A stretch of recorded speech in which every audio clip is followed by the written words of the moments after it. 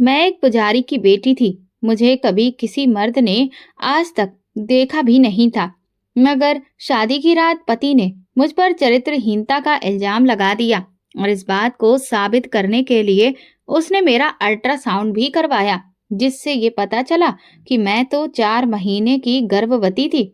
मुझे वो तुरंत ही तलाक देकर मेरे मायके छोड़ गया। मैं रोती हुई अपने पिता के घर लौट आई और रात के 2 बजे मुझे अपने बिस्तर पर कुछ गीला गीला महसूस हुआ। जब मैंने चादर हटाकर देखा तो मेरी आंखें हैरत से फटी रह गईं, क्योंकि मैं एक बहुत ही ऊंचे दर्जे के पुरोहित की बेटी थी। अगर ये कहा जाए कि मेरे पास अपनी शराफत का प्रमाण पत्र था तो ये गलत नहीं होगा। पूरे मोहल्ले में हमारे परिवार को बहुत इज्जत और सम्मान से देखा जाता था। पिताजी की ईमानदारी और शराफत के चर्चे हुआ करते थे, लेकिन मैंने ये महसूस किया था कि जब भी पिताजी की तारीफ होती, मेरी बुआ के माथे पर बल पड़ जाते थे। वो मुंह से तो कुछ नहीं कहती थी, मगर हर वक्त इनकार में सिर हिलाती रहती थी। तारीफ करने वाला जब उठकर चला जाता तो बुआ कहती, किसी का व्यवहार कितना भी अच्छा क्यों ना हो, लेकिन भगवान तो इंसान की नीयत को जानते हैं। मैं उनकी इस बात पर सिर हिला देती तो बुआ चुप हो जाती, लेकिन उनकी आंखों में एक गहरी उदासी झलकती थी, जैसे कि वो मुझसे कुछ कहना चाहती हो मगर कह नहीं पाती। शुरुआत में मैं जिद करती कि वो मुझे बताएं कि उनके मन में क्या चल रहा है, लेकिन जब उन्होंने जवाब देने से इनकार कर दिया तो मैं भी चुप हो गई।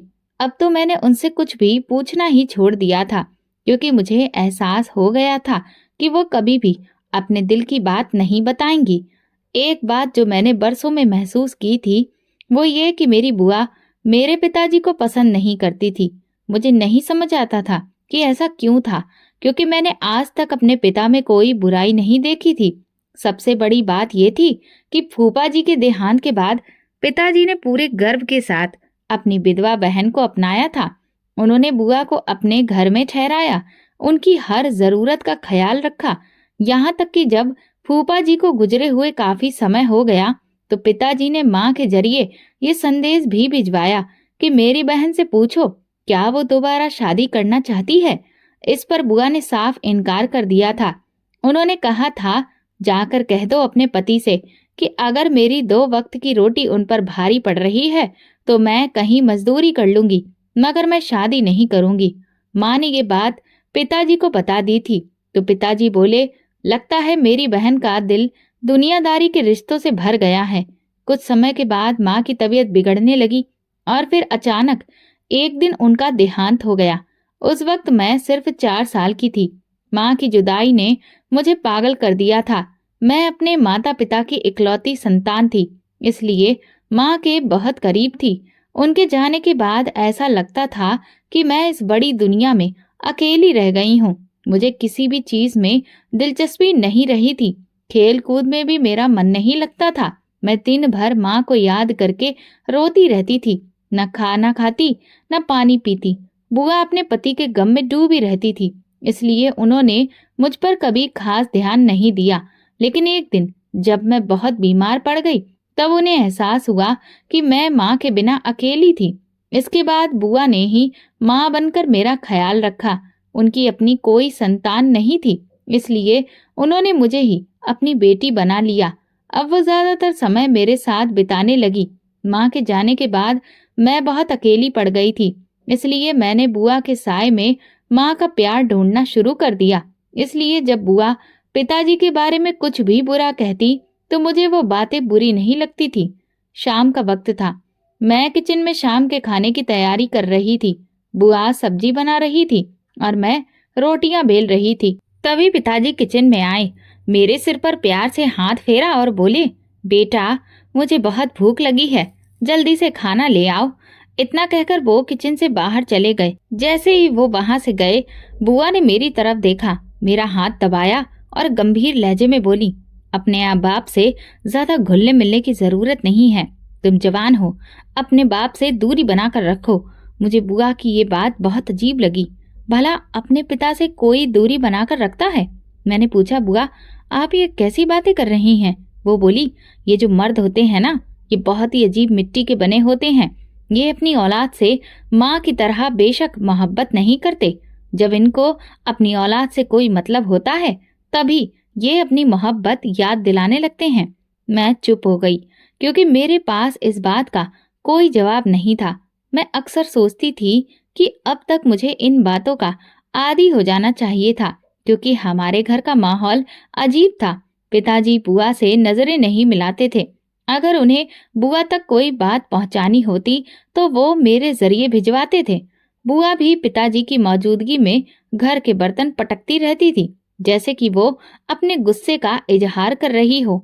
मैंने महसूस किया था कि जब जब बुआ ऐसा करती थी, पिताजी घबरा जाते थे और तुरंत ही घर से बाहर निकल जाते थे। मुझे अपनी बुआ की हरकतें बुरी लगने लगी थी। एक दिन मुझसे रहा नहीं गया तो मैं बुआ से पूछ बैठी, क्या आप मेरे पिताजी के साथ इस तरह से क्यों करती हैं? मेरे पिताजी सारा दिन घर से बाहर रहते हैं और जैसे ही वो घर वापस आते हैं, आप अपना गुस्सा दिखाने लगती हैं। वो उस वक्त बड़े ही अजीब तरीके से बोली, तुम्हारे बाप ने मुझ पर बहुत जुल्म किया है। अपने घर की छत तो दी है, मगर उसने मेरी आत्मा को दागदार कर दिया है। मैं उसे माफ नहीं कर सकती। इसी वजह से मैं तुम्हें हर वक्त समझाती रहती हूँ कि जैसे भी मुमकिन हो इस इंसान से दूर रहो। मैं बोली, बुआ आप ऐसा क्यों कहती हैं? बाप तो औलाद के सिर का साया होता है और औलाद अपने माँ बाप के साए में आराम करती है, और आप मुझे इस साए से दूर करना चाहती हैं। बुआ कहने लगी, मैं तुम्हें साए से नहीं बल्कि जलते हुए सूरज से दूर करना चाहती हूँ। कुछ रिश्ते सही नहीं होते बल्कि वे जलाने वाली धूप होते हैं। मुझे बुआ की बातें कभी भी समझ में नहीं आई थी और ना ही आने वाली थी। इसी वजह से मैंने उनकी बातों पर ध्यान देना छोड़ दिया था। वो हर रात मेरे कमरे में आ जाया करती थी, मुझसे बातें करती थी और कहती थी, जब तक तुम सो नहीं जाओगी मैं अपने कमरे में नहीं जाऊंगी। मैं बुआ से कहती, मैं बड़ी हो गई हूँ, आप मेरी फिक्र ना किया करें, मैं खुद से सो जाया करूंगी। तो बुआ कहने लगती, अब तुम बड़ी हो गई हो, इसी वजह से तुम्हारी ज्यादा फिक्र होती है मुझे। जब तुम सो जाओगी तब मैं उठकर अपने कमरे में चली जाऊंगी। हर रोज ऐसा ही होता था। आज भी मैं बुआ के साथ बातें करते करते सो गई। रात के शायद 2 बजे थे। जब मेरी आंख खुली, मैंने उठकर पानी पीना चाहा तो ये देखकर हैरान रह गई कि आज मेरी साइड टेबल पर पानी रखा ही नहीं था। ऐसा पहले तो कभी नहीं हुआ था। ये शायद पहले कभी रात के वक्त मेरी आंखें ही नहीं खुली थी। खैर, मैंने सोचा कि मैं खुद ही किचन में जाकर पानी पी लेती हूँ। जब मैं अपने कमरे से बाहर निकली तो ये देखकर हैरान रह गई कि मेरी बुआ के कमरे से रोशनी आ रही थी। मैंने सोचा, बुआ इस वक्त जाग रही हैं, कहीं उनकी तबीयत खराब तो नहीं हो गई। इसलिए मैं जल्दी से उनके कमरे की ओर बढ़ी। दरवाजा बंद था, लेकिन अंदर से पिताजी की आवाज आ रही थी। पिताजी कह रहे थे, जो कुछ भी हुआ है वो सब गलतफहमी का नतीजा है, मुझे माफ कर दो। बुआ रो रही थी। वो कहने लगी, मैं तुम्हें माफ नहीं कर सकती। तुमने मेरे साथ बहुत जुल्म किया है और इसीलिए मैं तुम्हारी बेटी को भी तुमसे दूर रखती हूँ, क्योंकि तुम एक जालिम इंसान हो। अब मैं चौंक गई थी और सोचने लगी थी कि आखिर मेरे पिताजी ने बुआ के साथ ऐसा क्या कर दिया था। पिताजी कहने लगे, मैंने जो गलती तुम्हारे साथ की है वो मैं अपनी औलाद के साथ नहीं दोहरा सकता। तुम परेशान मत हुआ करो, बल्कि मैंने महिमा के लिए रिश्ता भी ढूंढ लिया है। मैं बहुत जल्द ही उसकी शादी करने वाला हूँ। बुआ कहने लगी, नहीं, मैं तुम्हें रिश्ता ढूंढने की इजाजत नहीं दूंगी। मैं अपनी बेटी के लिए खुद रिश्ता ढूंढूंगी। पिताजी बोले, हाँ हाँ, मुझे पता है कि महिमा को तुमने माँ बनकर पाला है। मैं भी अपनी तरफ से कोई रिश्ता तय नहीं करूंगा। पहले सारी बातें तुम्हारे सामने रखूंगा। अगर तुम्हें ये रिश्ता ठीक लगा तो ही मैं महिमा की शादी करूंगा। पिताजी ये बातें कर रहे थे तो मैं किचन से पानी लेकर वापस अपने कमरे में आ गई थी। मैं ये सोचने पर मजबूर हो चुकी थी कि शायद बुआ की अजीब सी पर्सनैलिटी के पीछे पिताजी का ही हाथ हो। उन्होंने ही अपनी बहन को कोई दुख दिया हो और जिससे वो उनसे इस कदर नाराज रहती थी। मगर ऐसा भी क्या हो गया था जिससे मैं बेखबर थी? फिर ये भी ख्याल आया कि मेरे रिश्ते के लिए बातें तो पिताजी बुआ के साथ दिन में भी कर सकते थे, तो फिर इस वक्त उनके कमरे में जाने की क्या जरूरत पड़ गई थी? मगर इन चीजों से ज्यादा परेशानी मुझे इस बात की थी कि ना जाने पिताजी ने मेरे लिए किस तरह का रिश्ता पसंद किया है। न जाने पिताजी जिस लड़के के गुण बुआ के सामने गा रहे थे वो कैसा होगा। मुझे तो एहसास ही नहीं था कि मेरे लिए पिताजी शादी के बारे में भी अभी से विचार कर रहे हैं और मेरे लिए लड़का ढूंढ रहे हैं। मैं यही कुछ सोचते सोचते सो गई थी, क्योंकि मैं सुबह जल्दी उठने की आदी थी। रात भर सोई रहती थी। मुझे तो लगता है कि मैं करवट भी नहीं बदलती थी। खैर, सुबह तड़के ही मैं उठ बैठी और नहा धोकर पूजा पाठ किया। बुआ के कमरे का दरवाजा खोलकर अंदर आई तो वो मुस्कुरा रही थी। कहने लगी, हमारी बन्नो तो दुल्हन बनेगी। मैं तो पहले ही पिताजी और बुआ की बातें सुन चुकी थी, मगर ये जाहिर नहीं किया था। मैंने चेहरे पर बिना कोई भाव लाए हुए कहा, बुआ आप ये क्या कह रही हैं? वो कहने लगी, मैं तुम्हारी शादी की बात कर रही हूँ। तुम्हारे पिताजी ने लड़का पसंद कर लिया है। आज वे लोग तुम्हारा रिश्ता लेकर आएंगे और हम सब देखकर हाँ कर देंगे। बताओ, तुम्हें खुशी हुई ना? मैंने अपना चेहरा सपाट रखा और बोली, बुआ आपको क्या सपना आया था? मेरी बात सुनकर बुआ गड़बड़ा गई। वो बोली, तुम्हारे पिताजी ने ही मुझे बताया है। मैंने कहा, कब बताया उन्होंने? कल रात को तो आप मेरे कमरे में ही थी। तब तक तो आपने मुझसे ऐसा कुछ भी नहीं कहा।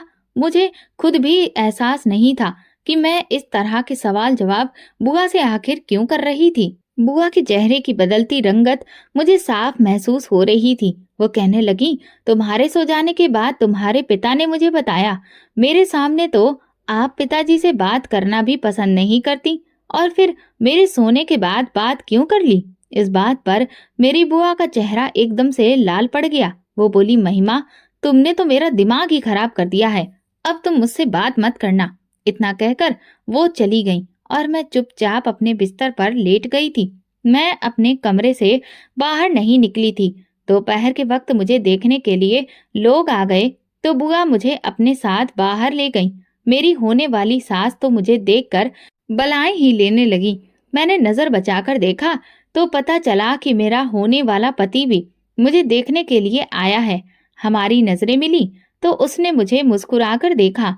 उसकी मुस्कुराहट मेरे बेकरार दिल पर जादू की तरह असर कर गई।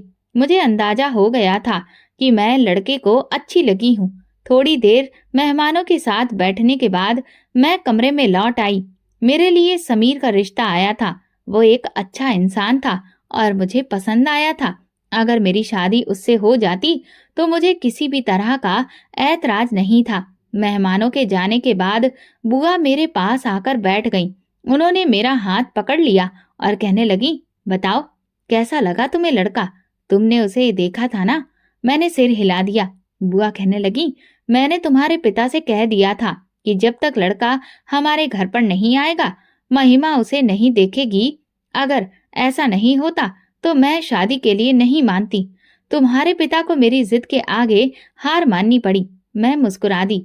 सुबह जब बुआ ने मुझसे मेरी शादी के बारे में बात की थी तो मैं बहुत परेशान हो गई थी, लेकिन अब जबकि मैंने लड़के को खुद से देख लिया था तो मुझे सुकून मिल गया था। बुआ कहने लगी, हाँ बेटा, तुमने बिल्कुल सही अंदाजा लगाया।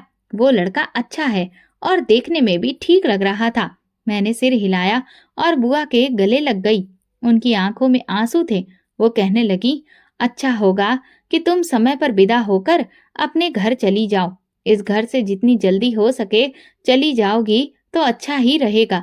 बुआ की बात सुनकर मैं बोली, मेरे जाने के बाद पिताजी के जुल्म से आपको कौन बचाएगा? बुआ हंसने लगी। अब मुझे किसी से डर नहीं लगता। बुआ की आंखों में कुछ अलग ही भाव थे जिन्हें देखकर मैं डर गई। उनकी बातों का मतलब मुझे समझ में ही नहीं आ रहा था।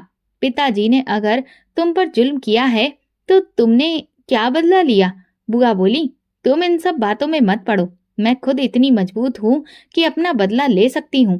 तुम अपनी शादी पर ध्यान दो और अपनी खुशियां मनाओ। मैं मुस्कुरा दी। मैंने भी सोच लिया था कि जब शादी के बाद पहली बार घर लौटूंगी तो बुआ से उनकी जिंदगी का हर राज जानने की कोशिश करूंगी। लड़के वालों ने 1 हफ्ते के अंदर शादी की तारीख तय करने के लिए कह दिया। मैं सोच रही थी कि इतनी जल्दी ये क्यों कर रहे हैं, मगर बुआ बहुत खुश थी। महिमा, लड़का बहुत अच्छा है। उसके घर वाले बहुत अच्छे हैं। जितनी जल्दी हो सके तुम विदा होकर उनके घर चली जाओ। कहीं ऐसा ना हो कि रिश्ता किसी अड़चन में पड़ जाए। मैं उनकी बातें सुनकर हैरान हो जाती और पूछती, मेरे रिश्ते में कोई अड़चन क्यों होगी? उन्होंने मुझे अपनी मर्जी से पसंद किया है, मैंने तो कोई जबरदस्ती नहीं की। बुआ कहती, तुम नहीं जानती, कभी कभी किस्मत खेल खेल जाती है। मैं उनकी बातें समझ नहीं पाती थी। मुझे कहाँ एहसास था कि मेरी किस्मत मेरे लिए कोई नया खेल रच रही थी। खैर, हम ज्यादा अमीर नहीं थे। मेरे पिताजी एक बड़े पुरोहित थे और हमारी रोजी रोटी का ही बस इंतजाम था। बुआ ने अपनी शादी के जेवर शादी के तोहफे में दे दिए थे और कुछ बेचकर मेरे लिए सामान खरीद लिया था। हमारी तरफ से शादी बहुत सादगी से हुई, लेकिन लड़के वालों ने धूमधाम से शादी करने का फैसला किया था। उन्हें हमारी आर्थिक स्थिति के बारे में पता था, इसीलिए उन्होंने कम लोगों की बारात लाने का वादा किया। शादी का दिन आ गया। मैंने अपनी सहेली का लहंगा उधार लिया और पहन लिया। मैं बहुत खूबसूरत लग रही थी, नाजुक, पतली सी और बहुत गोरी चिट्ठी। मुझे खुशी थी कि मेरी जिंदगी बदलने वाली थी। फेरों के बाद विदाई का समय आया तो मैं बुआ के गले लगकर रो पड़ी। उस वक्त मुझे अपनी माँ की बहुत याद आ रही थी। पिताजी ने मेरे सिर पर हाथ रखा और बोले, बेटा, रोने की जरूरत नहीं है। अपनी नई जिंदगी के लिए प्रार्थना करो, भगवान सब अच्छा करेगा। मैं गाड़ी में बैठ गई। मेरे पति मेरे पास बैठे थे। मेरी आंखों से आंसू गिर रहे थे तो उन्होंने मेरा हाथ पकड़ लिया। मेरे दिल की धड़कनें तेज हो गईं।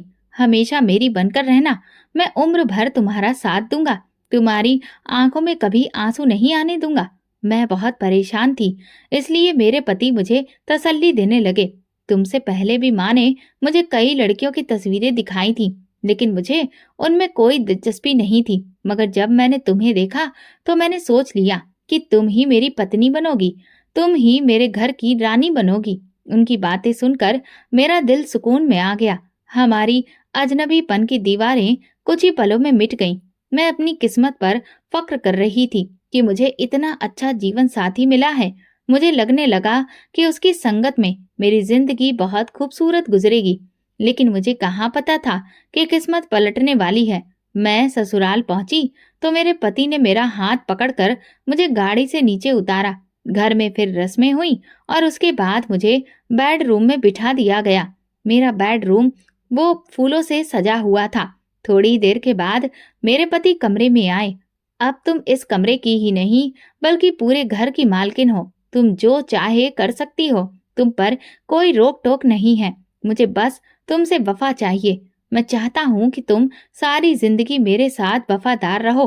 फिर वो मेरे पास आकर बैठ गए और कहने लगे, मैं जानता हूँ कि मैं तुमसे एक अजीब बात पूछने वाला हूँ। किसी भी पति को पहली रात ये सब नहीं पूछना चाहिए, लेकिन मैं चाहता हूँ कि आज ही हम एक दूसरे के बारे में सब कुछ जान लें। अगर कभी तुम्हारा कोई दोस्त रहा है तो फिर तुम मुझे बता दो। मैं तुम्हारी हर बात और गलती को भूलकर तुम्हारे साथ नई जिंदगी शुरू करना चाहता हूँ। मैंने कहा, समीर, मेरी जिंदगी में आप पहले ही मर्द हो। आपसे पहले मैंने कभी किसी मर्द की तरफ नजर उठाकर भी नहीं देखा। बात करना तो बहुत दूर की बात है। मैं उस वक्त अपने पति के साथ 100% सच बोल रही थी।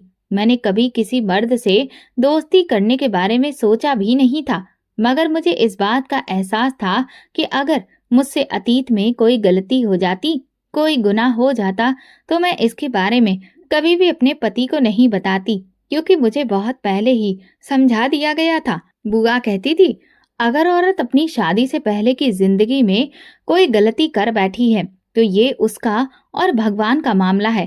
कभी भी अपने गुनाह के बारे में अपने पति को नहीं बताना चाहिए। वो प्यार और भरोसे से आपके दिल की बात आपसे पूछ लेता है और फिर उम्र भर ताने देकर मारता रहता है। कभी भी मर्द के प्यार के जाल में फंसकर अपनी गलती नहीं बतानी चाहिए। हमारा जो भी गुनाह है वो हमारा और भगवान का है, उसके बारे में पति को कुछ पता नहीं होना चाहिए। मेरा पति मुस्कुरा दिया। वो कहने लगा, हाँ महिमा, मैं जानता हूँ कि तुम एक पुरोहित की बेटी हो। तुम कभी कोई गलती नहीं कर सकती। तुमसे शादी करने की भी यही वजह है कि तुम्हारा अतीत बेदाग होगा। मैं मुस्कुरा दी। मेरा पति मुझे प्यार भरी नजरों से देख रहा था। फिर वो कहने लगा, महिमा, तुम कपड़े बदल कर आ जाओ, हम दोनों बैठकर बातें करेंगे, एक दूसरे की पसंद नापसंद के बारे में पूछेंगे, हम अपनी जिंदगी के बेहतरीन दिन एक दूसरे के साथ गुजारेंगे। समीर की बातें सुनकर मेरी आंखें चमक उठी थी। ऐसा लग रहा था कि मुझे जिंदगी की तमाम खुशियां मेरे हाथ में पकड़ा दी गई हैं। मैं जल्दी से आरामदायक कपड़े पहन कर आई थी। समीर मेरी तरफ मुस्कुराकर देख रहा था। वो कहने लगा, तुमने तो सुर्ख लाल रंग के कपड़े पहन लिए हैं, इसका मतलब है कि तुम्हें चटकीले रंग अच्छे लगते हैं। मैंने इनकार में सिर हिलाया और बोली, नहीं, वैसे तो मुझे लाल की जगह नीला रंग अच्छा लगता है, मगर बुआ ने कहा था कि शादी के पहले के दिनों में लाल रंग पहनना नई नवेली दुल्हन के लिए खुशियों को लेकर आता है। समीर, मैं चाहती हूँ कि आपके साथ मेरी जिंदगी खुशियों से भर जाए। समीर बोला, तुम मुझे बताओ, तुम और क्या चाहती हो? उसने मेरा हाथ पकड़ा और मुझे अपने पास बैठाया। मैं बोली, मुझे आपसे प्यार, मोहब्बत और इज्जत चाहिए। समीर मेरे साथ बातें करते हुए मुस्कुरा रहा था, मगर मैंने अचानक उसके चेहरे से मुस्कुराहट गायब होते हुए देखी। उसका चेहरा पीला पड़ गया था। उसे इस तरह से परेशान देखकर मुझे ऐसा लगा कि अब मैं सांस नहीं ले पाऊंगी। मुझे किसी अनहोनी का एहसास बड़ी शिद्दत से हुआ। मैं बिल्कुल चुप रही और गहरी नजरों से उसके चेहरे को पढ़ने लगी। अब वो ना जाने मुझ पर क्या बिजली गिराने वाला था, न जाने वो मुझे क्या बताने वाला था। समीर धीरे धीरे कहना शुरू करता है। वो बोला, तुम बहुत दुबली पतली हो, क्या तुम्हारी खुराक बहुत कम है? उसकी बात सुनकर मैं परेशान हो गई।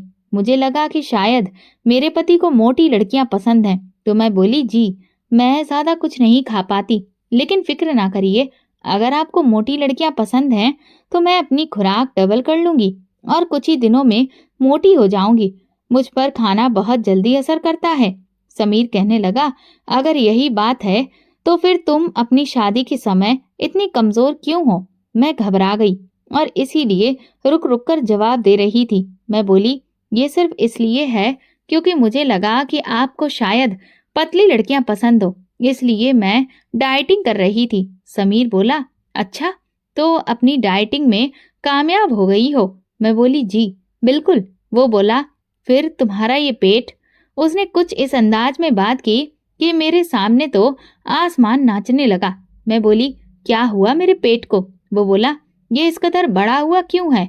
तुम तो बहुत स्मार्ट हो और जो लड़कियां स्मार्ट होती हैं उनके पेट उभरे नहीं होते, तुम्हारे पेट को ये क्या हुआ है? मैंने अपने पेट पर हाथ रखा। ये बिल्कुल सख्त पत्थर की तरह था। मैंने ध्यान दिया कि मैं वाकई बहुत कमजोर थी, लेकिन मेरे पूरे शरीर में जो चीज साफ तौर पर दिख रही थी वो मेरा पेट था।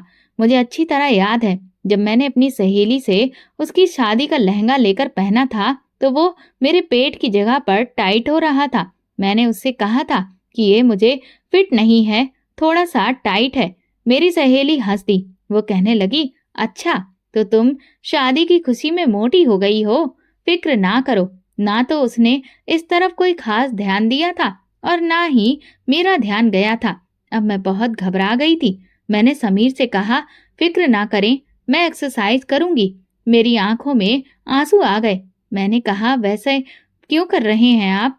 वो कहने लगे, तुम जानती हो ना कि मैं डॉक्टर हूँ, मैं चेहरे को देखकर ही बीमारी की वजह पकड़ लेता हूँ। मैंने कहा, तो फिर क्या दिक्कत है? क्या मुझे किसी तरह की कोई बीमारी हो गई है? समीर ने इनकार में सिर हिलाकर मुझे गहरा झटका दिया। वो कहने लगा, तुम्हें एक बहुत खतरनाक बीमारी है, बेवफाई की। उसकी बात सुनकर मेरे दिल की धड़कनें थम गईं। ये आप क्या कह रहे हैं? मैंने कोई बेवफाई नहीं की। मेरा पति कहने लगा, तुम्हारे पेट में किसका बच्चा पल रहा है? मुझे सब सच बताओ। मैं फूट फूट कर रोने लगी। ऐसी कोई बात नहीं है, मैंने किसी के साथ कुछ गलत काम नहीं किया। मैं प्रेग्नेंट नहीं हूँ।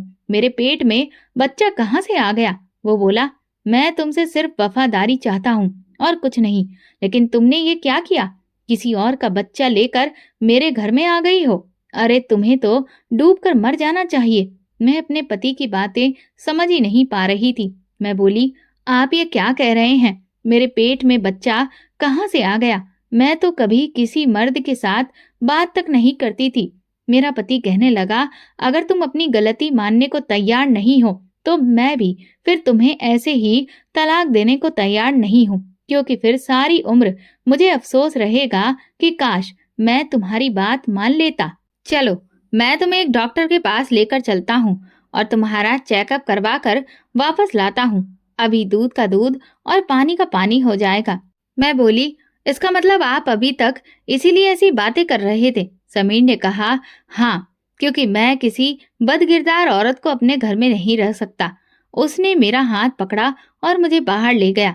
ये तो शुक्र था कि उस वक्त आंगन में कोई भी मौजूद नहीं था, क्योंकि सब लोग पूछने लगते कि तुम नई नवेली दुल्हन को कहाँ पर लेकर जा रहे हो। और अगर वो ये कह देता कि गायनाकोलॉजिस्ट के पास लेकर जा रहा हूँ तो फिर मेरी क्या इज्जत रह जाती। खैर, मैं चुप थी। मेरे पास तो कहने के लिए भी कुछ भी नहीं था। मैं दिल से भगवान से प्रार्थना कर रही थी कि अब वही मेरी मदद करे। लड़का बहुत अच्छा है, मैं इसे गंवाना नहीं चाहती। भगवान मेरा चरित्र सही साबित करे, मुझ पर किसी भी तरह का कोई भी इल्जाम ना लगे। मैं रोती रही और प्रार्थना करती रही।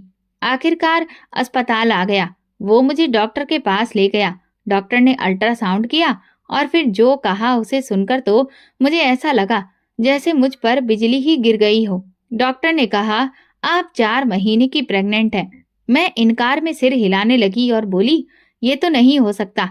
आज तक मुझे कभी किसी ने हाथ तक नहीं लगाया। मेरी इस बात पर डॉक्टर मुस्कुरा दिया। वो कहने लगा, हर लड़की गुनाह करने के बाद ऐसे ही कहती है, लेकिन माफ करना, मैं रिपोर्ट को बदल नहीं सकता। जो सच है वो सच है। मैं उठकर बाहर आ गई। पीछे पीछे समीर भी आया। उसने मेरा हाथ पकड़ा और मुझे अपनी गाड़ी में बिठाकर अपने साथ ले गया। वो कहने लगा, अब तुम अपनी सफाई में कुछ कहोगी? मैं फूट फूट कर रोने लगी। मैंने कहा, समीर, सब कुछ आपके सामने आ गया है। मैं 4 महीने की प्रेग्नेंट हूँ, लेकिन भगवान गवाह है, आज तक मैंने कभी किसी से बात तक नहीं की। उससे मिलना जुलना तो बहुत दूर की बात है। मुझे नहीं पता कि ये बच्चा किसका है और कहाँ से आया है। समीर मेरी आंखों में आंखें डालकर कहने लगा, तो फिर अपने आसपास निगाह रखो। तुम्हारे साथ ये जुल्म किसने किया? तुम्हारे घर में कितने लोग रहते हैं? मैं बोली, हम बस 3 ही लोग हैं, मैं, मेरे पिता और बुआ। समीर कहने लगा, अपने आसपास ध्यान रखना। इसके बाद उसने मुझे तलाक दे दिया। मैंने उससे कुछ भी नहीं कहा, क्योंकि शायद मेरी किस्मत में यही लिखा था। वो मुझे मेरे पिता के घर छोड़ गया। मैंने दरवाजे पर दस्तक दी। बुआ ने दरवाजा खोला। वो मुझे देखकर हैरान रह गई और कहने लगी, तू यहाँ कैसे आ गई? अभी तो रात का 1 बजा है। तू अपना घर छोड़कर यहाँ पर कैसे आ गई? नई नवेली दुल्हन शादी की पहली रात मायके वापस नहीं आया करती। मैं बोली, बुआ, मेरे पति ने मुझे तलाक दे दिया है। ये सुनकर बुआ का मुंह खुला का खुला रह गया। वो कहने लगी, तुम ये क्या कह रही हो? ये कैसे मुमकिन है? उसने तुझे तलाक क्यों दिया? मैं बोली, क्योंकि मेरे पेट में 4 महीने का बच्चा है। मेरी ये बात सुनकर बुआ ने मेरे मुंह पर जोरदार थप्पड़ जड़ दिया। वो कहने लगी, तूने किसके साथ मुंह काला किया? तुझे शर्म नहीं आई? मैं चीख चीख कर रोने लगी। मैंने कहा, मैंने कुछ भी गलत नहीं किया बुआ। मुझे ये भी नहीं पता कि ये बच्चा कहाँ से आया है। मुझे ये भी नहीं पता कि ये किसका है। मैंने कुछ भी बुरा काम नहीं किया। मैं चिल्लाती रही। फिर बुआ मेरे पास बैठ गई और मुझे गले लगा लिया। वो मुझे कमरे में ले गई और पानी पिलाया। सब कैसे हुआ? उन्होंने पूछा। मैंने कहा, मुझे नहीं पता बुआ, मेरा कोई कसूर नहीं है। इतना कहकर वो पिताजी के कमरे में चली गई। पिताजी गहरी नींद में सो रहे थे। मैं भी वहां गई। मैंने कहा, पिताजी उठिए, मेरी बात सुनिए। मगर पिताजी ने मेरी कोई बात नहीं सुनी। बुआ कहने लगी, बेटा, तुम्हें तो पता है ना कि तुम्हारे पिता दिन भर घर से बाहर रहते हैं, सुबह भी जल्दी उठ जाते हैं और इसीलिए रात भर गहरी नींद में सोते हैं। अब ये सुबह ही उठेंगे, तब तुम अपनी बात उन्हें बता देना। बुआ पूरी रात मेरे साथ बैठकर रोती रही। मैंने उनसे कहा कि मेरा मुजरिम मेरे सामने कब आएगा। वो बोली, तुम चिंता मत करो, जिसने तुम्हारे साथ ऐसा किया है मैं उसे ढूंढ ही लाऊंगी। तू मुझ पर भरोसा रख। सुबह बुआ पिताजी को उठाने के लिए कमरे में गईं। पिताजी उठते ही मंदिर चले गए, फिर बहुत देर बाद घर लौटे। घर आते ही कहने लगे, क्या बात है, मोहल्ले के लोग बता रहे थे कि रात को हमारे घर से रोने की आवाजें आ रही थी। कौन रो रहा था? मैं कमरे से बाहर निकल आई और कहा, पिताजी, मैं रो रही थी। वो मुझे देखकर हैरान रह गए। क्या हुआ बेटी? उन्होंने पूछा। मैंने सारी बात उन्हें बता दी। पिताजी के चेहरे की रंगत उड़ गई। मैंने कहा कि इसमें मेरा कोई कसूर नहीं है।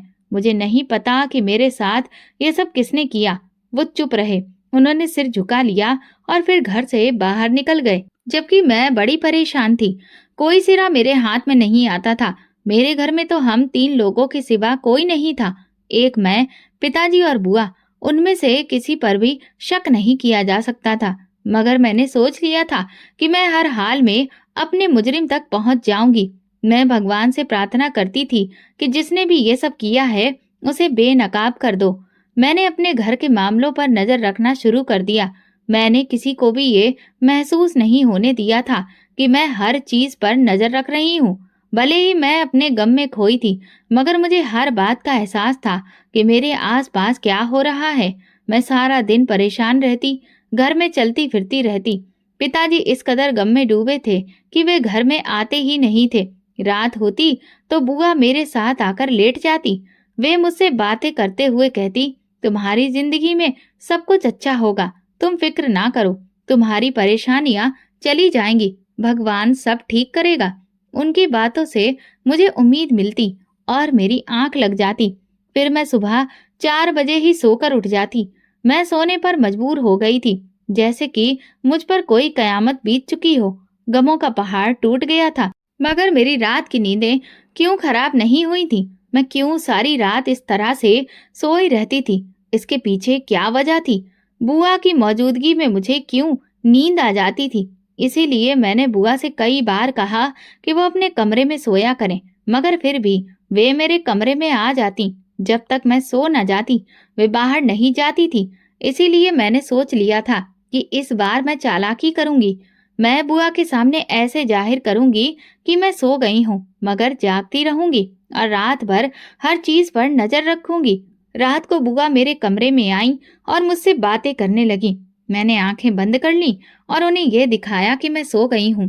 थोड़ी देर के बाद उन्होंने मुझे पुकारा, महिमा, मगर मैंने कोई जवाब नहीं दिया। तब वे उठकर बाहर चली गई। मैं भी अपने बिस्तर से उठकर बैठ गई और कमरे की खिड़की के पास जाकर खड़ी हो गई। अभी ज्यादा देर नहीं हुई थी कि मुझे आंगन से किसी के कूदने की आवाज सुनाई दी, जैसे कि कोई शख्स हमारे घर में आ गया हो। मैं एकदम से चौकन्नी हो गई। ये देखकर तो मेरी जान ही निकल गई थी कि मेरे घर में एक गबरू नौजवान दाखिल हो गया था।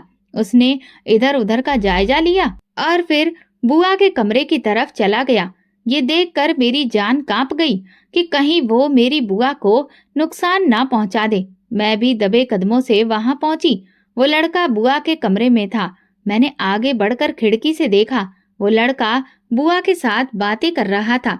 ऐसा लगता था कि दोनों एक दूसरे को पहले से ही जानते थे। बातें करते करते उसने अचानक एक कपड़ा बुआ के सामने कर दिया, जिससे बुआ गहरी नींद में डूब गई। मेरे तो होश ही उड़ गए। न जाने वो लड़का बुआ के साथ क्या करने वाला था। तभी वो बोला, तू क्या समझती है बुढ़िया? मैं तेरी वजह से यहाँ आता हूँ। तुझे गलत लगता है। मैं तो तेरी भतीजी के लिए आता हूँ। मुझे भला तुझसे क्या दिलचस्पी होगी? हाँ ठीक है, मैं तुझसे पैसे लेकर खा लेता हूँ, तुझसे प्यार मोहब्बत की बातें भी कर लेता हूँ, मगर मेरे यहाँ आने का असली मकसद तो तेरी भतीजी है। ये बातें सुनकर मैं पत्थर की तरह जड़ हो गई थी। मैं भागती हुई अपने कमरे में दाखिल हो गई। मैंने बिस्तर पर 2 तकिए रखकर उन पर चादर डाल दी, ताकि ऐसा लगे कि वहां पर कोई सोया हुआ है। फिर मैं अटैच्ड बाथरूम में जाकर छिप गई। मैंने दरवाजे की तरफ से देखा। वो लड़का मेरे कमरे में आया। उसने शीशी निकाली, उसमें से रूमाल भिगोया और मेरे बिस्तर की चादर हटाकर मुझे सुलाने की नीयत से आगे बढ़ा। मगर जब उसने बिस्तर पर मुझे नहीं पाया तो हैरान रह गया। वहां तो सिर्फ 2 तकिए पड़े थे। उसके हाथ की बेहोशी की दवा बिस्तर पर गिर गई थी, जिससे वो गीला हो गया।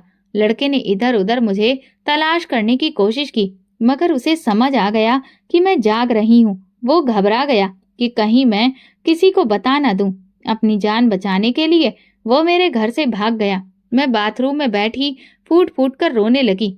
हे भगवान, ये क्या हो गया? ये सब क्या था? मुझे कुछ समझ में नहीं आ रहा था। मैं बुआ के कमरे में गई और उन्हें पुकारा, मगर वे तो बेहोश पड़ी थी। पिताजी के कमरे में गई तो वो भी गहरी नींद सो रहे थे। मैं फिर वापस अपने कमरे में आई और दरवाजा बंद कर लिया और रात भर अपने कमरे से बाहर नहीं निकली। सुबह उठकर बाहर गई तो देखा कि बुआ और पिताजी जाग चुके थे। वे मंदिर के लिए निकल गए थे। मुझे देखकर बुआ कहने लगी, अरे तुम इतनी जल्दी कैसे जाग गई? मैं बोली, मैंने अपना मुजरिम ढूंढ लिया है। बुआ हैरान रह गई और बोली, कहाँ है तुम्हारा मुजरिम? बताओ मुझे। मैंने बुआ का हाथ पकड़ा और उन्हें अपने कमरे में ले गई। फिर कहा, मुझे आज आप सच बता दे, मेरे पिता ने आप पर क्या जुल्म किया था? बुआ की आंखों में आंसू आ गए। वे कहने लगी, शायद मैं तुम्हें ये बात कभी नहीं बता पाती, मगर अब क्योंकि तुम खुद एक गम से गुजर रही हो तो मैं तुम्हें सब कुछ बता देती हूँ। जवानी में मैं एक लड़के को पसंद करती थी। वो भी मुझे चाहता था और कहता था कि मैं तुमसे शादी करूंगा। मेरी माँ भी मान गई थी, मगर तुम्हारे बाप ने इस रिश्ते में अड़ंगा डाल दिया। वो कहने लगा कि मैं इस लड़के से अपनी बहन की शादी नहीं करूंगा, क्योंकि लड़का केबल का काम करता है और गलत तरीके से पैसे कमाता है। ये मेरी बहन को काली कमाई खिलाएगा। मेरे भाई ने मेरा बाहर रिश्ता नहीं होने दिया और अपने किसी पंडित दोस्त से ही मेरी शादी कर दी। वो उम्र में मुझसे 20 साल बड़ा था। मेरा पति अच्छा था, मगर मैं अपनी मोहब्बत को भुला नहीं पाई थी। शादी को कुछ ही समय बीता था कि फिर मेरा पति मर गया। ये सजा मेरे लिए बहुत बड़ी थी। ससुराल वालों ने मुझे मनहूस कहकर घर से निकाल दिया। मैं वापस अपने घर आ गई। अब मेरा भाई मुझसे नजरें चुराने लगा। उसे पता था कि ये सब उसकी वजह से ही हुआ है। अगर वो मेरी पसंद से शादी करवा देता तो आज मैं विधवा ना होती, मेरे पास मेरे पति का साथ होता। भाई मुझसे बात करने से भी डरता था। उसने अपनी पत्नी से कहा कि जाकर पूछो मेरी बहन से कि क्या वो दोबारा शादी करना चाहती है या नहीं। मैंने अपने प्रेमी का नंबर तलाश किया और उससे बात की तो उसने कह दिया कि मैं अब शादी कर चुका हूँ। मेरी जिंदगी में तुम्हारी अब कोई जगह नहीं है। मैं भी दूसरी शादी से इनकार कर दिया। उसी दिन से लेकर अब तक मुझे तुम्हारे बाप से नफरत है। मुझे डर लगता था जब वो तुमसे प्यार से पेश आता, तुम्हारे नाज उठाता, तो मुझे लगता कि वो तुम्हारी शादी किसी बड़ी उम्र के मर्द से कर देगा। तुम इनकार करोगी तो तुम्हें मेरी मोहब्बत का याद दिलाकर ऐसे तुम्हें ब्लैकमेल करेगा। मैंने तुमसे बहुत प्यार किया है बेटी, तुम्हारी हर ख्वाहिश पूरी की है। क्या तुम मेरी छोटी सी ख्वाहिश पूरी नहीं कर सकती? ये सब कहकर तुम्हें बरगलाएगा। इसी वजह से मैं नहीं चाहती थी कि तुम अपने पिता से ज्यादा घुल मिल जाओ, क्योंकि बेटियां तो अपने पिता की खातिर जान देने के लिए तैयार हो जाती हैं। तुम भी पिता की खुशी की खातिर किसी बड़ी उम्र के आदमी से शादी कर लेती और फिर मेरी तरह विधवा हो जाती। इसीलिए मैंने तुम दोनों बाप बेटी के बीच हमेशा एक लाइन खींच कर रखी थी। जब जब मैं तुम्हारे पिता की तरफ देखती थी, मेरा गम ताजा हो जाता था। मैं उसकी तरफ देखकर बर्तन पटकने लगती थी। खैर, मैंने भी सोच लिया था कि मैं इस आदमी से बदला लेकर रहूंगी। ये क्या कहता था कि मुझे मेरा पति काली कमाई खिलाएगा। मैंने भी सोच लिया था कि मैं भी एक गलत तरह के रिश्ते में बंध जाऊंगी। तुम्हें ये जानकर हैरानी और बहुत तकलीफ होगी कि तुम्हारी बुआ अपनी उम्र से 10 साल छोटे लड़के के साथ नाजायज रिश्ते में बंधी हुई है। मैं हर रोज तुम्हारे पिता को और तुम्हें खाने की नींद में तवा मिला देती थी। इसी वजह से वो रात भर जाग नहीं पाते थे। ये बातें सुनकर मैं फूट फूट कर रोने लगी और बोली, मैं ये सब जान चुकी हूँ। कल रात मैं जाग रही थी। मुझे सुलाने के बाद जब आप अपने कमरे में चली गईं, तो थोड़ी देर के बाद एक लड़का घर में दाखिल हुआ। वो आपके कमरे में गया। उसने आपको नींद की दवा सुलगा दी और फिर मेरे कमरे में आया। मैं खुद को कमरे में बंद कर चुकी थी। उसने मुझे भी नींद की दवा सुंघाने की कोशिश की, मगर मैं बच गई। वो आपके कमरे में कह रहा था कि मैं तुम्हारी खातिर नहीं बल्कि तुम्हारी भतीजी की खातिर यहाँ पर आता हूँ। मुझे जिसने पेट से किया है वो कोई और नहीं बल्कि वही लड़का है जिसे आप घर बुलाती थी। आपका गुनाह मेरी जिंदगी का सबसे बड़ा गुनाह बन गया है। आपने मुझे उम्र भर का रोना दे दिया है। मैं ये बातें करती रही और फिर बेहोश हो गई। मेरी आंख अस्पताल में खुली थी। बुआ ने बताया कि तुम्हारे पेट में जो बच्चा पल रहा था वो खत्म हो गया है। बुआ की बात सुनकर मेरी आंखों में आंसू आ गए थे, क्योंकि मैं इस बच्चे को प्यार नहीं दे पाती। वो मुझे हमेशा मेरी तकलीफ और अतीत की याद दिलाता और मैं उम्र भर उसे देखकर बच्चे से नफरत करती रहती। बुआ ने उस लड़के से बदला लेने का सोच लिया था। उन्होंने उसे फिर से एक रात घर में बुलाया। जब वो दाखिल हुआ तो उन्होंने पुलिस को फोन कर दिया और कहा कि ये एक चोर है। चोरी के इल्जाम में उसे गिरफ्तार करवा दिया गया। उधर मेरे तलाक की खबर भी पूरे परिवार में फैल चुकी थी। मुझे इस बात का डर था कि अब हर कोई मुझ पर ही आरोप लगाएगा, मगर भगवान भला करे समीर का। उसने सबको यही कह दिया कि मैं अपनी पत्नी को तलाक इसलिए दे रहा हूँ क्योंकि मुझे कोई और लड़की पसंद थी। उसने मेरा इल्जाम अपने सिर पर ले लिया था। उसके तलाक देने के बाद मेरे कई रिश्ते आए, मगर मैं अभी फिलहाल किसी के साथ शादी के बंधन में बंधने के लिए तब बिल्कुल भी तैयार नहीं हूँ। अब आप ही बताइए कि अब मुझे क्या करना चाहिए।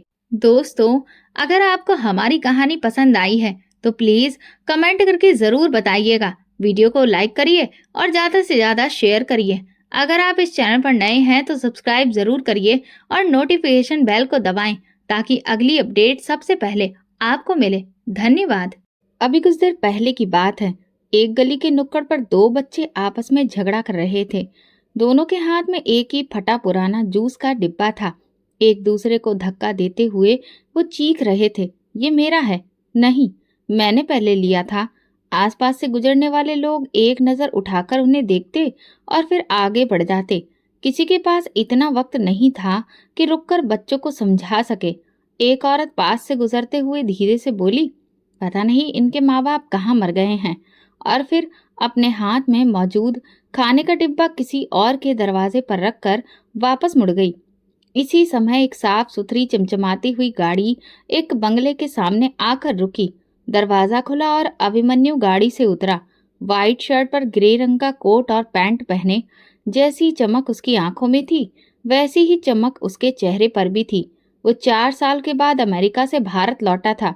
दिल में ढेर सारी खुशियां, कई सारे जज्बात और बेशुमार सवाल लिए हुए। दरवाजा खुला तो बच्चे दौड़ते हुए आए। पापा आ गए, पापा आ गए। अभिमन्यु ने दोनों को बाहों में भर लिया, बेटी को गोद में उठाया और उसके बालों में हाथ प्यार से फेरा। मोनिका दरवाजे पर खड़ी मुस्कुरा रही थी।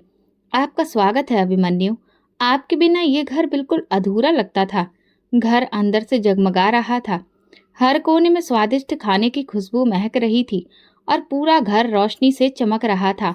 मिठाई की खुशबू भी चारों ओर हवा में फैली थी।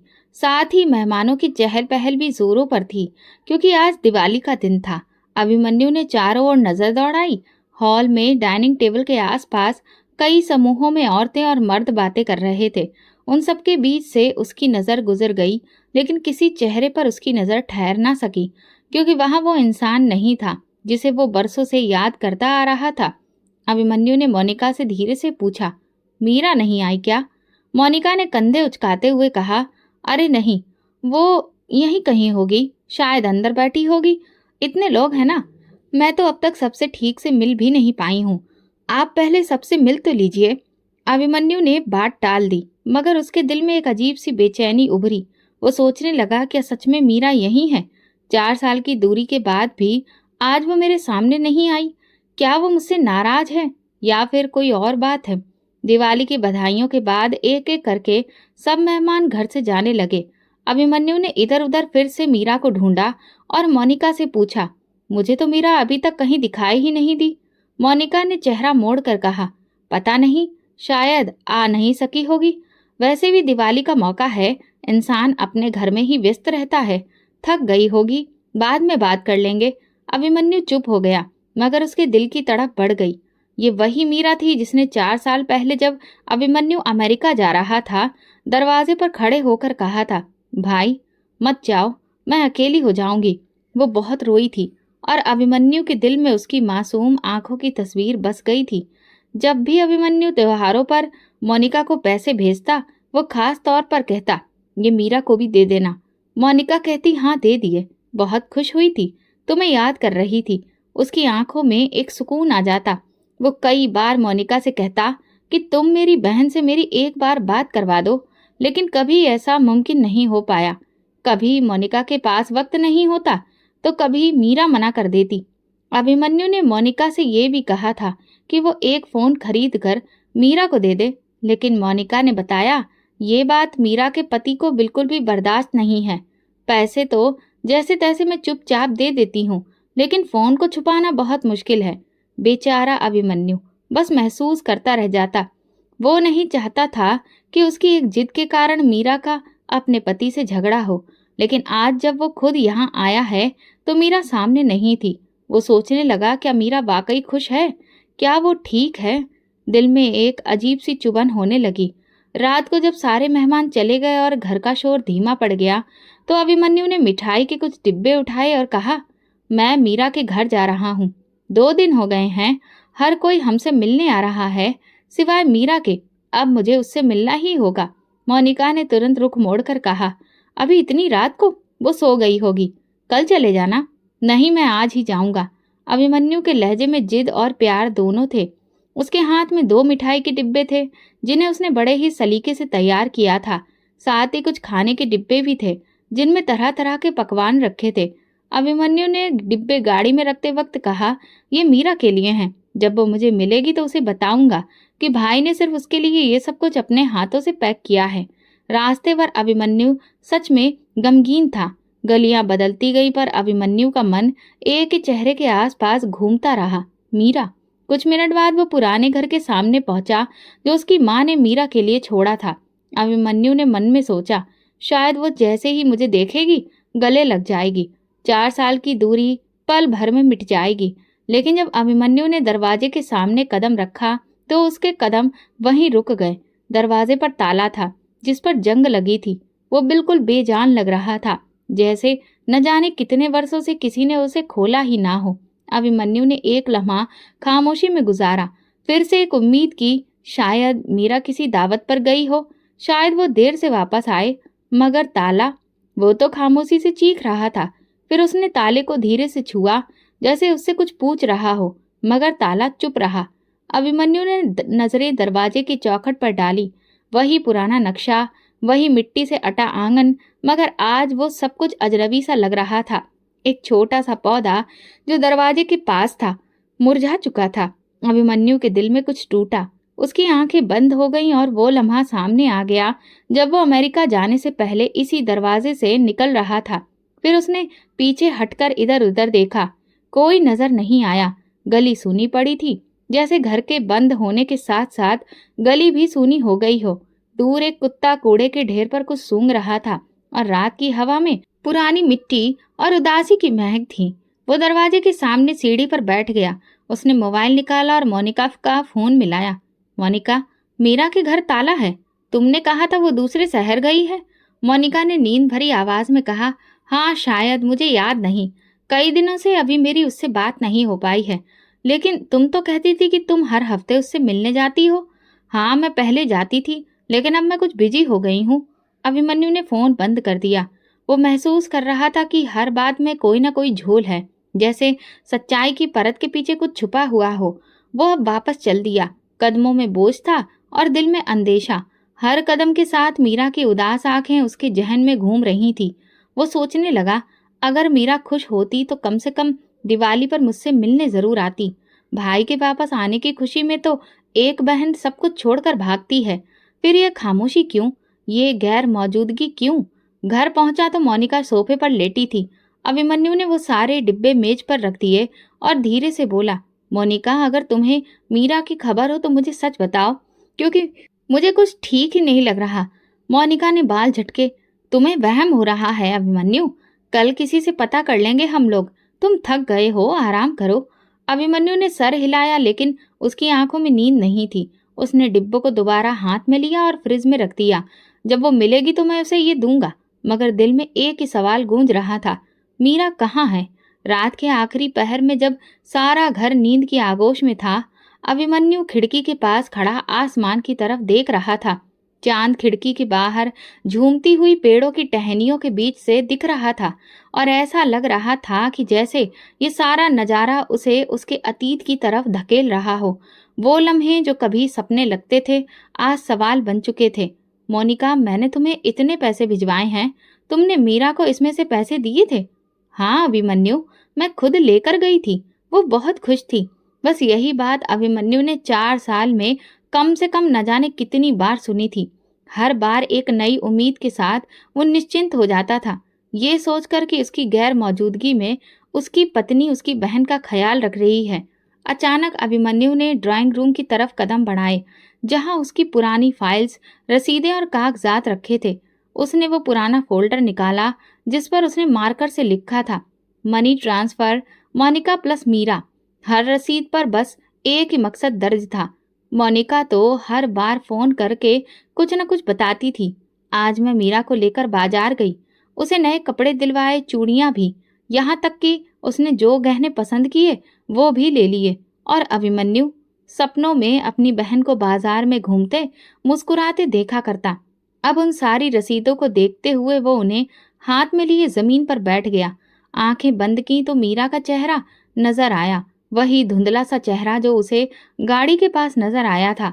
वो चेहरा जो किसी लाचार इंसान के एहसास में नजर आता है।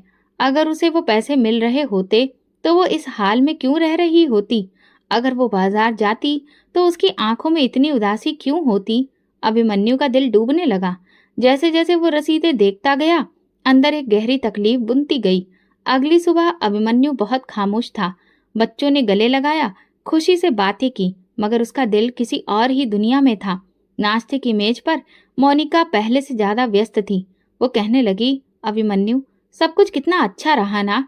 सब लोग बहुत तारीफ कर रहे थे। अभिमन्यु ने नरमी से कहा, मोनिका, एक बात पूछूं? हाँ जरूर। मीरा को जो भी पैसे मैं भेजता था, तुम क्या सच में उसे देती थी? मोनिका कुछ लम्हे चुप रही, फिर बोली, ये कैसा सवाल हुआ? तुम्हें मुझ पर शक है? नहीं, बस सवाल था, क्योंकि वो मुझे अब तक मिली ही नहीं और उसके घर का हाल देखकर दिल परेशान है। मोनिका ने नाराजगी से कहा, अभिमन्यु, मैं तुम्हारी पत्नी हूँ, कोई अजनबी नहीं। अगर तुम्हें मुझ पर भरोसा नहीं तो फिर फायदा क्या है? बात सिर्फ भरोसे की नहीं है, बात मीरा की है, मेरी बहन की। मैं जानना चाहता हूँ कि कहीं वो हमारी लापरवाही का शिकार तो नहीं हो गई। मोनिका तुरंत तुनक कर किचन में चली गई। अभिमन्यु ने बात आगे नहीं बढ़ानी चाहिए, मगर उसके दिल में एक और आग भड़क चुकी थी। उसी दिन शाम को अभिमन्यु की मुलाकात एक पुराने जानने वाले से हुई, जो मीरा के मोहल्ले के पास ही रहता था। यार, मीरा का हाल क्या है, कुछ पता है? तुम तो उसी गली में रहते हो ना? अभिमन्यु ने पूछा। वो शख्स थोड़ा सा झिझका, फिर बोला, अभिमन्यु भैया, सच पूछो तो काफी अरसे से मीरा दीदी को नहीं देखा। उनके पति के देहांत के बाद उनके हालात काफी खराब हो गए थे। क्या? पति का देहांत? ये सुनते ही अभिमन्यु का दिल धड़क उठा। हाँ, उनका पति एक बीमारी का शिकार हो गया था, धीरे धीरे कमजोर होता चला गया और कुछ महीने पहले ही उसकी मौत हो गई। उसके बाद मीरा दीदी घर से निकल गई। कहाँ गई पता नहीं। मोहल्ले वालों का कहना है कि शायद उन्हें घर से निकाल दिया गया था। अभिमन्यु के कदमों तले से जमीन निकल गई। वो शख्स जाते जाते कह गया, कभी कभी तो मैं सोचता हूँ कि इतनी शरीफ लड़की और उसका ऐसा हाल, किसी ने तो उसका हक मारा है। रात को अभिमन्यु की आंख नहीं लग सकी। मीरा की वो आंखें, वो रसीदें, वो खाने के डिब्बे, सब एक साथ उसकी आंखों के सामने घूम रहे थे। वो धीरे से बड़बड़ाया, मैंने अपनी बहन को मोनिका के भरोसे छोड़ा था, मगर शायद वो भरोसा धोखा बन गया और उसी पल उसे यकीन हो गया कि मीरा तक ना तो पैसे पहुंचे, ना उसका प्यार, ना ही सुरक्षा। क्योंकि जिस तरह से मोनिका ने उसके पति की मौत की बात छुपाई थी, उससे साफ हो गया था कि उसकी बहन तक एक पैसा भी नहीं पहुंचा। 3-4 दिन गुजर चुके थे। अभिमन्यु हर शाम शंभू की मिठाई का डिब्बा लेकर मीरा के दरवाजे पर जाता, कुछ लम्हे रुकता, ताला देखता और खामोशी से लौट आता, जैसे कोई उम्मीद बाकी हो कि शायद आज वो दरवाजा खुले, शायद आज मीरा अंदर से बाहर आवाज दे, भैया आप आ गए। मगर हर बार वही ताला, वही सन्नाटा, वही सवाल जो दिल को चीरते ही जा रहे थे। फिर अभिमन्यु ने फैसला किया कि अब ये खेल खामोशी से नहीं खेला जाएगा। अब उसके दिल में जो गुस्से की आग जल रही थी वो और भड़क चुकी थी। और हर गुजरा लम्हा उसे अंजाम की तरफ धकेल रहा था जिससे वो डरता था। शाम की हल्की रोशनी में अभिमन्यु दोबारा मीरा के घर के सामने खड़ा था। दरवाजे रोज की तरह बंद था, मगर आज उसकी नजर जंग लगे ताले पर नहीं बल्कि आसपास की दीवारों पर थी, जिन्होंने महीनों से इस बंद दरवाजे को देखा था। उसने दाईं तरफ वाले घर की घंटी बजाई। कुछ देर के बाद एक अधेड़ उम्र की औरत दरवाजे पर आई। नमस्ते बहन जी, मैं अभिमन्यु हूँ, मीरा का भाई। वो औरत चौंकी, फिर चेहरे पर संजीदगी छा गई। जी, मैं पहचान गई। काफी साल हो गए आपको देखे हुए। दरअसल मैं अमेरिका में था, 2 दिन पहले ही वापस आया हूँ। मीरा के घर आ रहा हूँ, लेकिन हर रोज यहाँ ताला ही देखता हूँ। आपको कुछ पता है कि वो कहाँ गई है? औरत ने ठंडी सांस ली, फिर कहा, ये घर तो कई महीनों से बंद है। कई महीनों से? अभिमन्यु की सांस रुक गई। जी, पहले तो कभी कभी घर में रोशनी नजर आ जाती थी, मगर पिछले 8-9 महीनों से यहाँ कोई आया ही नहीं। लेकिन वो रहती कहाँ है? उसका पति, बच्चा? ये सुनते ही उस औरत का लहजा और भी गंभीर हो गया। उसका पति तो बहुत कमजोर और बीमार था। 2 साल पहले सुना कि वो मर गया। मीरा कुछ दिन बाद घर से चली गई। किसी ने कहा उसे निकाल दिया गया, किसी ने कहा वो खुद ही चली गई।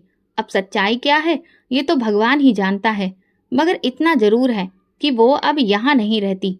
अभिमन्यु की आंखें फटी की फटी रह गईं, जैसे यकीन ही नहीं हो रहा था कि जो कुछ वो सुन रहा है वो सच हो सकता है। आपने मोनिका को कभी यहाँ आते देखा? मेरी पत्नी को? वो औरत हिचकिचाते हुए बोली। शुरू में आती थी कभी कभार, मगर पिछले 2 साल से तो एक बार भी नहीं दिखी। अभिमन्यु का दिल डूबने लगा। वो खामोशी से वापस लौटा, जैसे कोई हारा हुआ सिपाही मैदान से लौट रहा हो। घर पहुंचकर अभिमन्यु ने मोनिका को बुलाया। मोनिका, सच सच बताओ, मेरी बहन कहाँ है? मोनिका चौंक कर बोली, मैंने तो कहा था ना कि वो शायद दूसरे शहर चली गई हो। शायद या पूरे यकीन से? अभिमन्यु, तुम मुझ पर शक कर रहे हो? नहीं, मैं सिर्फ अपनी बहन को ढूंढ रहा हूँ। वो जिस घर में रहती थी वो महीनों से बंद है। लोग कहते हैं वो चली गई। किसी ने कहा कि उसे निकाल दिया गया है, और तुम मुझसे कह रही हो कि वो शायद किसी और शहर चली गई और उसके पति की मौत हो गई। ये बात तुमने मुझे बताना जरूरी नहीं समझा? ये सुनते ही मोनिका ने अपनी नजरें चुरा ली। देखो अभिमन्यु, मैं तुम्हें ये बात इसलिए नहीं बता पाई क्योंकि खुद मीरा ने मना किया था। उसने कहा था कि ये बात अपने भाई को मैं नहीं बताना चाहती, वरना वो वहाँ देश में अकेला है, वो बहुत ज्यादा परेशान हो जाएगा और मेरी खातिर सारा काम छोड़कर वापस आ जाएगा। उसकी दी हुई कसम की वजह से ही मैंने ये बात छुपाई। अभिमन्यु ने कहा, ठीक है, मैं तुम्हारी बात मान लेता हूँ, लेकिन इतने महीनों से मेरी बहन कहाँ है ये तो बताओ। मोनिका बोली, अभिमन्यु, तुम ये सब कुछ क्यों पूछ रहे हो? तुम्हें अपने घर पर ध्यान देना चाहिए। तुम्हारा खुद का भी तो घर बार है, बच्चे हैं।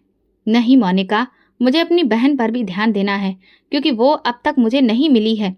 जब 4 साल पहले मैं उसे यहाँ से भेज रहा था तो वो बस एक ही बात कह रही थी, भैया मत जाओ, और मैं चला गया।